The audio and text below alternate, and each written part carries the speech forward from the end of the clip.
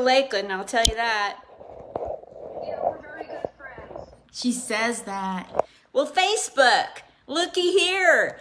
We have the triple threat of Nancy Levine, folks. Hi, Nancy. Hi, Linda. How are you? Wonderful, thank you.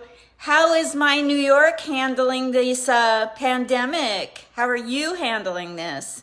Well, I'm surviving. I have I'm holed up here in Highland Mills with my husband and my son. And he's losing his mind a little bit because he's 16. He doesn't have his friends, and but he has his nice little basketball court on the driveway. So we're hanging in. Yes. Have you personally been touched by family or close friends that got the virus there in the East Coast? No, thank God. But it's just in New York City, it's really horrible. It is. People out here aren't touched by it, and they're coming up with theories, and I'm like, shut up. My friends are dying. Oh boy. One day, 5 of my friends passed away in New York. Oh wow. Yeah, so I don't think it's funny, and I don't want to hear any conspiracy theories. I want everybody to shut up and get along. Yeah. And then they talk about a second wave, which really freaks me out. Me too. Yeah, that's going to be, I guess the test of time is going to be the only thing, we don't know. But, I'm here in Vegas and they're talking, one of the shows that used to be at a casino is going to open up on the Strip in a little restaurant on the 28th of May. Oh wow, that's coming up. That's pretty soon, so we'll see how that goes. But, so let's go back to you, because you are a triple threat. You're an actress, a comedian, and a producer. You've got a podcast, a comedy show, and you're coming out with an off-Broadway show. Yes, I'm very excited about that. The house... My timing sucks because Broadway is closed into September. Although my show is going to be off Broadway, so that's going to open up. I don't think any sooner than September, but they say the smaller houses are going to open up sooner than Broadway. So we'll see. Yes. So you wrote the whole thing yourself? No, I did not write it. A man by the name of Anthony Wilkinson wrote it. He's a very talented writer. He wrote My Big Gay Italian Wedding. No way. He wrote all those My Big Gay plays that ran at the St. Luke's Theater for several years. And I had the Housewives of Secaucus show. Long story short, we were performing it at a couple of cabarets in the city, and he saw it, and he thought the actors were great, but he thought the script sucked, and so I asked him if he would rewrite it.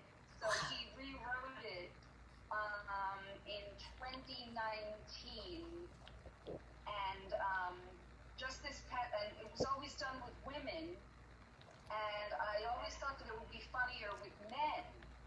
So this past January, we did it for the first time with men at the Triad Theater on the Upper West Side in Manhattan, and the audience loved it. And Wow. we sold out, and it's just a hit. And so, fingers crossed, we're going to bring it to off-Broadway, hopefully sometime in September once the theaters hopefully open back up. So I'm making an assumption with the title of it, Housewives of Secaucus, What a Drag, that the men are dressed up in drag. Yes, they are. That's going to be amazing. Oh my gosh. I have to come out to New York and see this. You do. You really do. Yeah. I wish you the best with that. Oh my gosh. And you and my good friend, well, we both have, I guess everybody thinks they're Robin Siegel-Lakin's best friend because I think I am and you think you are. So we're going to have to arm wrestle for her. Oh, okay. Well, you'll probably win because I have no upper arm strength. Oh, good. You do a podcast with her. You've had Nikki Paris, Adam Hunter, Dean McDermott. I've been watching you guys. You getting the good... Yeah, it's a lot of fun. We actually started that. We've been doing that for almost a year, and it's called Hot Flash, the podcast, for obvious reasons. We've both gone through menopause, and it's just we like the title, and we have different guests that are in showbiz. We're going to have Al Martin on Monday. I heard. Yeah, it's of course virtual, but so that should be exciting. Yeah. And just interviewed Miss Richfield, who's a drag queen, a couple of days ago. So that's cool. That's cool. Yeah, it's fun.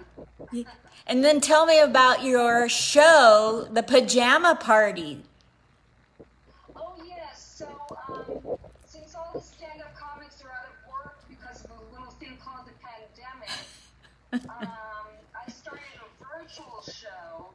I have something on. I have a page on Facebook called Apocalypse Comedy Now, and every Sunday I have a show called Apocalypse Pajama Party, and it's live on Facebook Live every Sunday at 8 p.m. And we have a total of 6 comics. We each do 3 minutes up front, and then it's a talk show format. Wonderful. How fun is that for you? You're making the best of a pan. Yeah.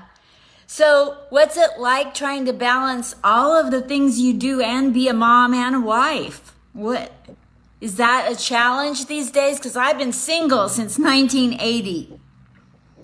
Holy crap. How I balance it is I pretty much just ignore my husband. Good, good. And then how old is you have a son? Yeah, he's 16 and my other kids are already out of the house, so it's not hard. That's good. That's real good. So what's the secret to in the Nancy Levine playbook? What's the secret to surviving in New York City as a comic, as a producer, as all the things you do, acting? How do you survive with all the competition? It's stiff competition. Oh, a lot of vodka tonic. When did you first get up on stage to try comedy? Oh, well, that's a long story. I actually first tried stand-up comedy back in the 80s when I was a struggling actress. In between acting gigs, I would do stand-up. And so I was doing stand-up at the same time as Dave Chappelle. Wow.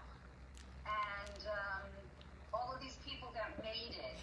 But I didn't stick with it because I always got the acting gigs. And so I just, gave it up. And then I got married and I raised a family and I had a normal job for a long time. And then I just went back to it 6 years ago. Oh, okay. When people ask me how many years I've been doing it, I don't say like 35, I say 6. Oh my gosh. So the acting and the comedy, you're coming from different places. In acting, you're being somebody else usually, and in comedy, you're supposed to be authentically yourself. So does that ever trip over itself, or is that just two good skills that help each other? I'm sorry, does it ever So does being an actor, does that ever get in the way of being a comic, or does it help you? I think it definitely helps. I think the theater training and because I think I'm more animated than most comics, and I could do voices and different characters and stuff. So I think when you have a theater background, I've noticed people that have a theater acting background, are really good at switching into characters when they do their stand-up. So I'd say it definitely helps. Oh, great. That's good to know. I always like asking that because some people, that when they're new at comedy, they try to do act outs or characters, and it looks so awkward. But when I watched you, it wasn't awkward. So that speaks to the same thing you just said, that your expertise helps you flow. Yeah. So how do you think that your comedy and your acting has helped you make it through the apocalypse, other than the pandemic apocalypse? How has it helped you to, stay light and not get too depressed over the whole damn world suffering? Well, I'm on a really good antidepressant cocktail mix. So that definitely helps. But I think joking around with my son, I'm just so glad that I'm not all alone in my house. At least I have my husband and my son. So I think that definitely helps. Yes. Can you imagine getting ill and not being able to see any family? That would be horrible. And then you have other people whose family members in the house are ill and they can't see them for weeks on end. It's been something else. So you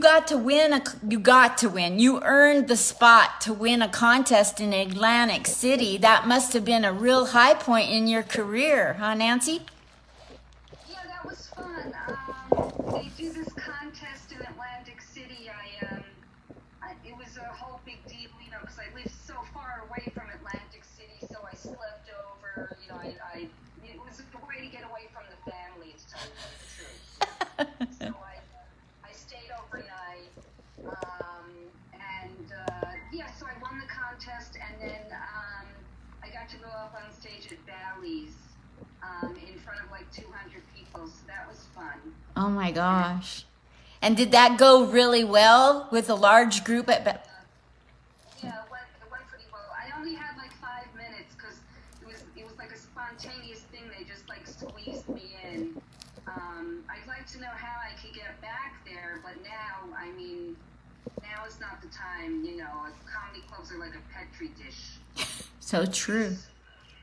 Yeah. So. Yeah. So you have these 3 things, you got 3 irons in the fire, and then in the next year to 5 years, what else do you want to bite off and accomplish? Really good health insurance. Where's Obama? Can't really. Oh my gosh. Yeah, really good health insurance. I just hope I'm alive, with this pandemic. I just, I hope my play is still running, and If you maybe I got some good gigs myself, good health. Yes. That's about it. If the play ever goes virtual, or is that something you're thinking you might have to do with it? To provide the play on Zoom or something? I'm not really into that. I can't see it. No, I don't think so. It's so hard. Yeah, I couldn't really see that happening. So when you run a show, you probably get hit up all the time to put people on, and you're around Broadway Comedy Club a lot with the podcast, etc. So what are some of the do's and don'ts for young comics? Don't do this if you're trying to get on a show, but do this. What are some things young comics can learn from you? Oh, okay. Well, definitely don't look at your phone while other comics are performing. That's a big no-no. And do be respectful of the producer and your fellow comics. You know, just don't be a schmuck. Don't be a schmuck is right. Yeah. It's amazing how many people think that what they do doesn't matter. They can just walk in and ask for a spot, but people are watching you. Yeah. So it's really important And to... also, a lot of these young kids just do drugs like before they go on, and that's like stupid because that's like you're really shooting yourself in the foot when you do that. You know, like they get high or drunk before they go on, and So ridiculous. There was so much of that happening when I was in Portland, Oregon, and then I came to New York. And compared to Portland, people take their craft so seriously. But still, you don't like to ever see anybody inebriated on stage. oh God, no. Yeah, that's a good one. So, in light of the pandemic, what would you like to tell people to focus on, whether they're in the comedy business or not? How do people just survive right now for indefinite period of time? Because I think people in the comedy business have a lot of great insight at a time like this. What's some... Or how has the pandemic made you a better mother, wife, human, writer? I don't know. I pretty much suck. Good one. I sit around with this pandemic and I'm like, I'll be good blank damned if I'm going to go through this and not come out better, you know? Like, I'm trying to figure out how can I be a better person when I come out of this thing. And so I thought I think an important thing is to keep busy. Definitely, don't be lazy. I'm finally cleaning out my basement. It took a fucking pandemic for me to clean my basement, so I'm doing that. Yeah, just keep busy and have patience with the people that you're with, and just remember to laugh every day. It's so important. That's great advice. I don't want to keep you on here forever, but I just am so happy I got to meet you, even though it's virtually. Oh, likewise, you're a doll. Thanks for coming on, and I'm going to be supporting you any way I can with your upcoming off-Broadway show called The Housewives of Secaucus. What a drag. And I love you. That's Secaucus the right way. Good for you. I had a lot of practice with one of those words. Well, anyway, I don't always use C with caucus. Caucus is a weird word. You know, it almost, when they do a caucus, when there's election year and they're using the word caucus makes me laugh. Am I just Yeah. I'm a child. I'm really a child. Too close to caucus. Yeah, don't cock. They're always cocking us. Have you noticed? So I wish you all the best with your podcast with my buddy, our best friend, Robin Siegel-Lakin, called Hot Flash. And then you have one other thing. Is it weekly that you have Pajama Party on Apocalypse Now on Facebook? Yes, that's weekly, Sunday nights at 8 p.m. on Facebook Live on the Apocalypse Comedy Now. Apocalypse Comedy Now. Okay, perfect. I'll add this to your post with your video. The volume's kind of low, so just kind of go with that. I'm getting a brand new computer tomorrow, so. Oh, okay. But hey, we got it, so whatever. So you put me on the shitty computer, but you have the nice one tomorrow? Yeah, tomorrow's the good one. Sorry about that. Oh, yeah, gee, thanks, Linda. What do you want? It was free, Nancy. It was free. I listen, I really appreciate it. Thank you so much for thinking of me, and stay safe. Thank you. Bye, Nancy. Love you lots. Bye. Bye-bye.